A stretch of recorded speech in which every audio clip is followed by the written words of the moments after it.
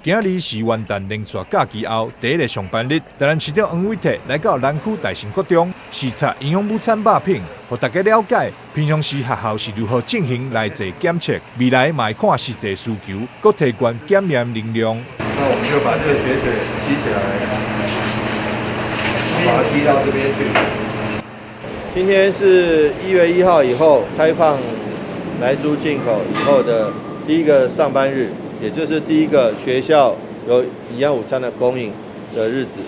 那么我们借着这个机会来把我们平常做的这个测试在各位面前再来呈现一遍。这是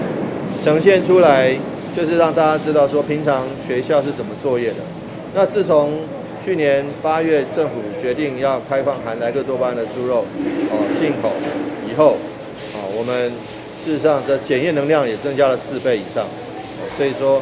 我们会在未来视实际上的情况的需要，再增加检验的能量。因为我们现在进口商也说不进口莱克多巴胺的猪肉，那贩卖场也说他不卖，他不是说不卖了，卖场也说他要把它分流，这本国的猪肉跟非本国的猪肉要分流。那团膳业者跟营养午餐业者也说。他们不购买含莱克多巴胺的猪肉。如果是这样子的话，事实上，这莱克多巴胺的猪肉在台湾的消费市场里面几乎是没有什么生存空间。那如果说大家还是有疑虑，说所谓的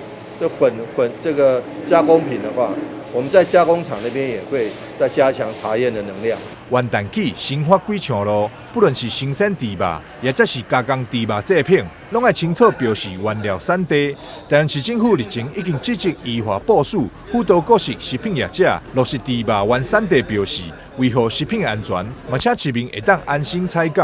台南新闻张硕维采访报道。